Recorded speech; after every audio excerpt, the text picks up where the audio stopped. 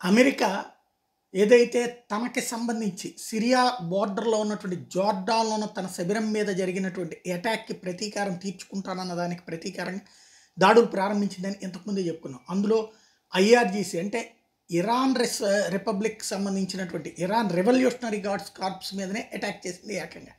అదే కాకుండా ఎడతెరిపి లేని దాడులకు పాల్పడుతోంది. వణుకు పుట్టిస్తోంది 3 దేశాల్లో. ఓ పక్కన సిరియా, ఇరాక్, జోర్డాన్ 3 చోట్ల కూడా ఈ దాడులకు పాల్పడుతుంది. US military on February 3 announced that it had conducted air strikes on Iranian and affiliated targets in Iraq and Syria. Over 85 targets were hit. These included command and control centers, intelligence centers, and weapons depots.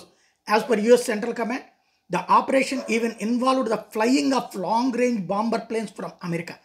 Long range యుద్ధ విమానాలు America నుండి వచ్చి మరీ దాడి చేసినాయి. ఇది 3వ తారీఖు ఒక ప్రకటన చేస్తే 4వ తారీఖు కూడా ఈ దాడులు కొనసాగడం అన్నటువంటిది ఆషామాషి కాదు. దాడులు ముదిరిపోయినాయి, తీవ్ర స్థితికి చేరిపోయినాయి అని చెప్పడంలో అతిశయోక్తి ఏం లేదు.